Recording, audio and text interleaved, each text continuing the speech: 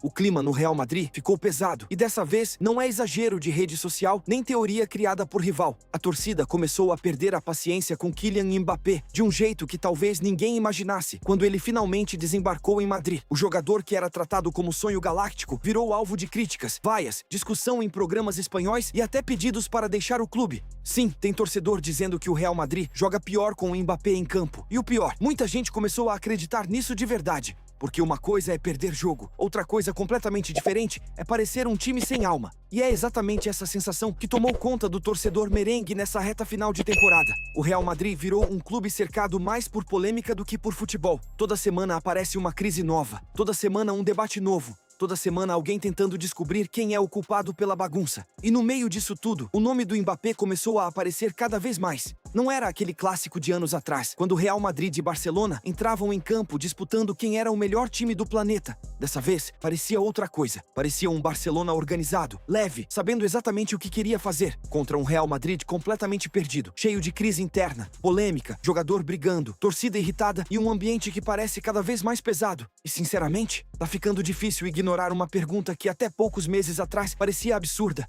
Será que a chegada do Mbappé acabou bagunçando completamente o Real Madrid? Porque o contraste ficou gritante. E aí chega o El Clásico nesse contexto caótico. O Barcelona podia ser campeão em cima do maior rival pela primeira vez numa situação dessas. E pro Real Madrid, o jogo já nem era mais tanto sobre título. Era mais uma tentativa desesperada de salvar um pouco da dignidade da temporada. Uma tentativa de mostrar que ainda existia algum orgulho ali dentro. Só que nem isso deu certo. E o mais impressionante é que o Barcelona nem entrou com força máxima. Nada de Rafinha começando o jogo. Lamine Yamal nem no banco estava. Para quem não vinha acompanhando, o Yamal segue lesionado. E o Barça decidiu não forçar absolutamente nada, pensando na Copa do Mundo.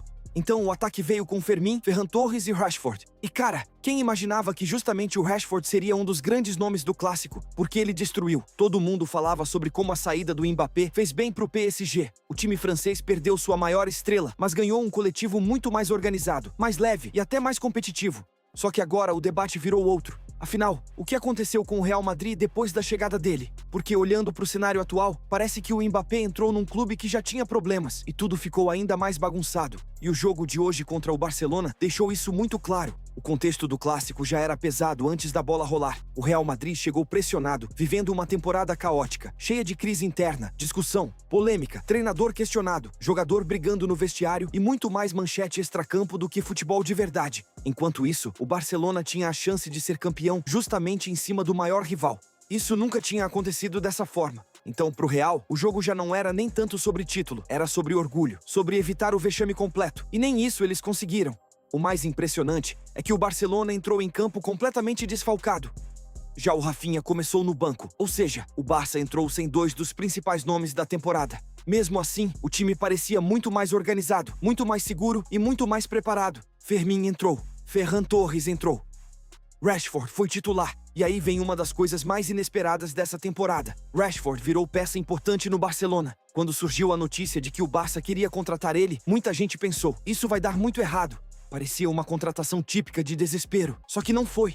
Muito pelo contrário. Hoje ele decidiu o clássico. Com apenas 8 minutos, o Barcelona já abriu o placar. Falta perigosa. Sem Rafinha em campo, sem os cobradores habituais. Rashford foi pra bola. E que pancada. No ângulo. Sem chance pro Courtois. E vale lembrar, não é qualquer goleiro, é o Courtois, um dos melhores do mundo. O Barcelona ainda discute se vai comprar o inglês em definitivo. O valor gira em torno de 30 milhões de euros. O que pro Barça sempre vira uma novela, porque ninguém entende exatamente quanto dinheiro o clube tem. Uma hora parece quebrado, outra hora aparece contratando alguém. Mas uma coisa é certa, o Rashford participou de verdade desse título. Ele terminou a temporada com números muito bons, 14 gols e 12 assistências, jogando aberto pela esquerda, pela direita e até improvisado como centroavante quando precisava. Não virou um craque absurdo, mas virou um jogador extremamente útil. E em jogo grande apareceu. Hoje, num clássico sem Yamal e sem Rafinha, ele chamou responsabilidade. Enquanto isso, do outro lado, o Real Madrid parecia um time sem alma e sem Mbappé. O francês até tinha chance de jogar, treinou nos últimos dias. Existia expectativa de recuperação, mas no fim, ficou fora mais uma vez. Aí entrou o Gonçalo, que virou justamente o jogador que acabou tomando o espaço que talvez pudesse ser do Endrick. Inclusive, a situação do Endrick virou outro símbolo da confusão do Real. porque ninguém entende direito o planejamento do clube. O garoto saiu perdendo espaço, apareceu pouco, teve oportunidades mínimas e agora surgem notícias de que na próxima temporada ele será mais usado. Mas aí vem a pergunta: usado por quem? Porque nem técnico o Real Madrid sabe quem vai ter.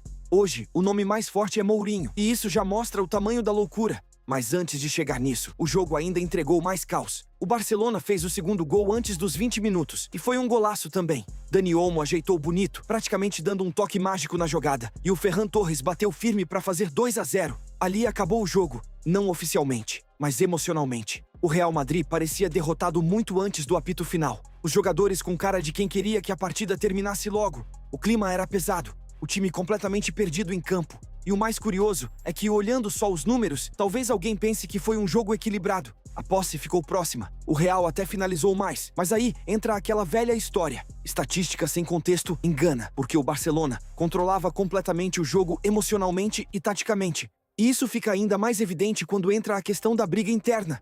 A semana inteira foi marcada pela polêmica envolvendo Tchouaméni e Valverde. Surgiram rumores, versões diferentes, vídeos falsos circulando na internet, gente acreditando em montagem de IA, uma bagunça completa. O que se sabe de verdade é que os dois foram multados em 500 mil euros. Meio milhão, independentemente da versão correta da história. Só isso já mostra o tamanho da tensão interna do elenco. O ambiente do Real Madrid virou um caos, e dentro de campo isso aparece. Enquanto o Barcelona parecia um time conectado, o Real parecia um grupo cansado mentalmente. Sem intensidade, sem organização, sem reação. E se não virou goleada histórica, foi exclusivamente por causa do Courtois. O goleiro salvou o Real Madrid várias vezes. Rashford quase marcou de novo. Ferran teve mais chances. O Barça empilhava ataques. Não foram defesas cinematográficas, aquelas de ponte absurda, mas foram intervenções decisivas, daquelas que evitam o placar virar humilhação. Porque, honestamente, poderia ter terminado 4 ou 5-0 tranquilamente. No intervalo, até o Vinícius Júnior virou assunto. Primeiro porque fez uma partida bem abaixo, e isso reacendeu aquela discussão antiga.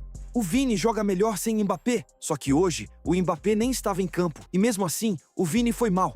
Mas o momento que mais chamou a atenção foi quando ele mostrou o número 15 para a torcida do Barcelona, lembrando as 15 Champions League do Real Madrid. E isso divide opiniões. Por um lado, é uma provocação pesada. Afinal, são 15 títulos.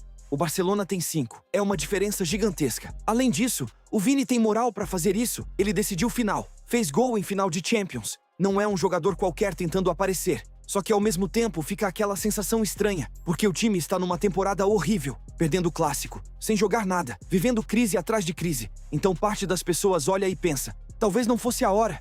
Já no segundo tempo, o cenário continuou parecido. O Barcelona administrando, o Real perdido. Teve até gol anulado do Bellingham, por impedimento, consequência direta da linha alta do Barça. Algo que o Hansi Flick trabalha muito bem. O Real caiu em impedimento o jogo inteiro. E isso também mostra outra diferença entre os times. O coletivo claramente sofreu. Mas reduzir a crise do Real Madrid o Mbappé estragou o time parece simplificar demais uma situação muito maior. Agora eu quero saber de você. O problema era só o Mbappé ou o Real Madrid inteiro perdeu o rumo? Comenta aqui embaixo, porque eu vou fixar as melhores opiniões.